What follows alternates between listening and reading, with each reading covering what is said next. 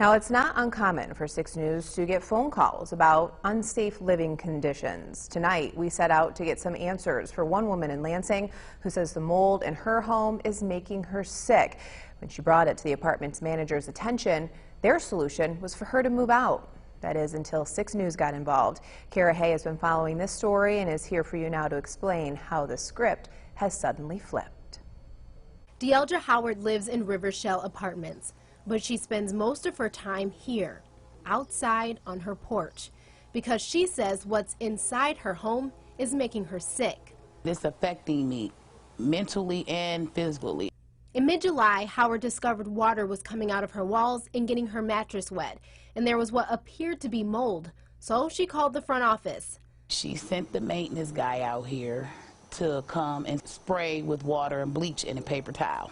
Bleach only kills mold on non-porous surfaces, not drywall.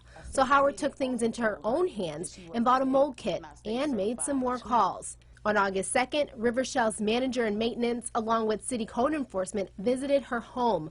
A chunk of her wall was cut out, but they said they didn't see any mold. Feeling like she hit a dead end, Howard called Section 8, which sent an inspector. She said, oh, it's mold. You can smell it in your house as soon as you walk in. So with that failed inspection, Section 8 says River Shell must fix the issue in 30 days. Problem solved, right? Wrong. I called up to the office. She said her exact words was, I don't care what your Section 8 inspector said. I'm going with what the city says. But when I called the city, they said they aren't even certified to check for mold. Both Howard and I reached out to Trinity Multifamily, which owns River Shell, but got no response. So I went to the front office and told them the city never cleared the apartment and that the Section 8 inspector will be sending them a notice. And within the hour, River Shell's CEO reached out to Ms. Howard to say they would personally handle the situation. 6 News is truly here for you. In Lansing, Kiara Hay, 6 News. At 10, all of the rain lately has become a nuisance for homeowners in more ways than one. A big concern right now is basement flooding, which could lead to mold. Whenever there's heavy rainfall, excess water can quickly collect in cracks and even around windows and basements. Eventually, after moisture lingers for a while, mold can grow. Mold can ruin furnishings, damage interiors, and cause health problems. An expert tells 22 News a dehumidifier will help to dry out any excessively damp environment and keep from building mold. If you have 1,000 square feet, try to go a little bit over than 1,000 square feet. That way it's going to handle the basement size. And you should call a professional if your basement is flooded. They'll ensure it's done properly to reduce your chances of mold growth. Here at the West End Apartments off Weddington, residents salvaged what they could of their belongings and moved out. This created space for contractors to come in and cut out the walls. The property manager tells us the warm temperatures today grew mold in those walls, and it's no longer safe to sleep inside. It's a process from here, day by day, what's next. We're still kind of lost ourselves as to, how fast everything happened, where to go from here, but we're making it. It's going to be, multiple months before these are ready to move back in. So, finding short to medium term housing for people is going to be a challenge. To help in the meantime, the Northwest Arkansas Red Cross has set up a shelter in Genesis Church on MLK Boulevard. The shelter manager says they have 5 residents and they're expecting more this evening. We're providing everything that we can, from shelter, blankets, warm showers, clothing, food. We've had a lot of donations from the area. We've had a lot of other groups come in and cook. It's been different because I haven't been into a shelter where there's been this much community outreach. Here's a guy being through a lot, and there's people out there do care. Just like Red Cross, and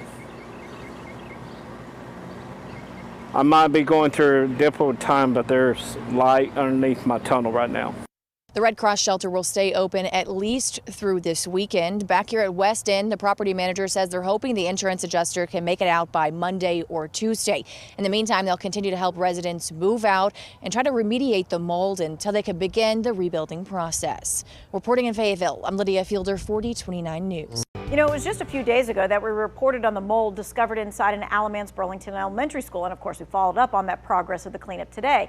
But this mold finding really stirred up a whole lot of emails about mold in homes and apartments, and what does insurance cover, or what are landlords required to do with all that mold? Well, first, let's cover homeowners insurance policies and the mold. Mold damage can cost thousands of dollars, and most insurance carriers will not cover the cost of treatment and removal. Why doesn't your homeowners cover mold treatment and removal? Well, because most often that mold happened over time, like an under the kitchen cabinet connection, maybe that's been leaking for a while. This would be considered a maintenance issue that you should have taken care of. Insurance is usually for emergencies, like a pipe that burst in your home and is now causing it to rain from the ceiling. So what should renters do if they spot mold somewhere? The ideal thing is to report it in writing. An email, many times nowadays, is very easy to just shoot an email to the landlord, but that leaves a paper trail. Many times when we call the landlords, they will tell us, this is the first time I hear about the issue. Yeah, so word of mouth is not the same. You must do it in writing. Take pictures, document what the issue is. In North Carolina, a landlord is required to fix what's causing the mold, like the leaky pipe, within 30 days. But there is no law that requires the landlord to actually clean up the mold.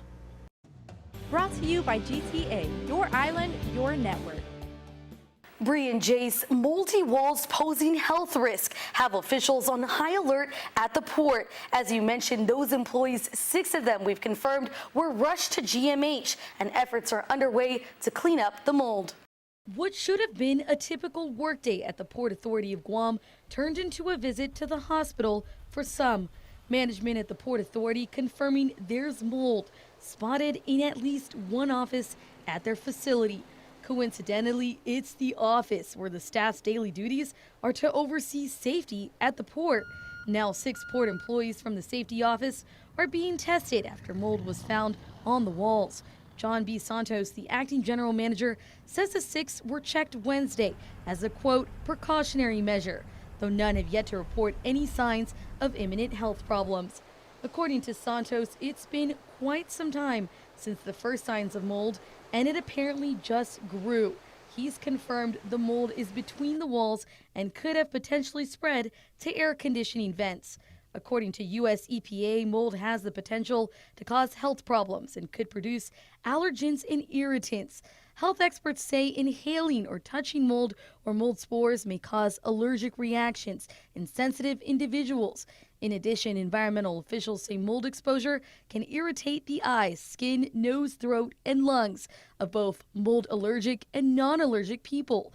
Port officials investigated to find the source of the mold, and Santos says a portion of the mold has since been removed. Now, Santos tells KUAM that workers are no longer in that facility and have since been relocated to the administrative offices. He also emphasized that, quote, employees are our greatest asset and safety comes first. Back to you. Brought to you by GTA, your island, your network. New details tonight on another story we've been telling you about. The Norman Public Central Library will remain closed until at least March while they take care of a growing mold problem. In a press conference held today, the city said it is the result of water leaks that have been happening since the library opened. News 4's Tanner DeLeon was at the press conference and has more on the latest developments. Jason Olson, Director of Parks and Recreation in Norman, says they have been experiencing water intrusion issues since they opened back in 2019, but they hope to fix the issue for good this time around. In every instance, the City of Norman, the owner of the facility, has acted swiftly to determine the cause of issues and resolve of occurring problems. Remedies have included the replacement of the lower roof in 2020, sealing of windows and other various roof repairs. However, water intrusion issues have continued to persist, resulting in a mold infestation across the building. Common area, first floor newspaper area, first floor southwest corner exit door, first floor bay windows in the children's area, second floor southeast corner, third floor common area. Resulting in about 1,200 items having to be removed and thrown away. They are in a contained area. That is about 0.6% of the collection. at Norman Central. The current expectations on repairs and the removal of the mold is about 5 months. We're only going to be in there for 30 to maybe 90 days for our process.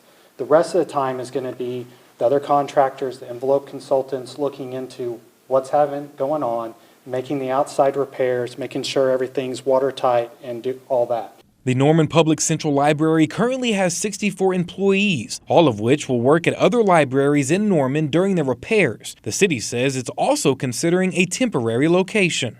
We're looking for hopefully a temporary location to be able to provide programming, our Maker Lab services, and a small collection of popular materials. In Norman, Tanner De Leon, Oklahoma's News 4.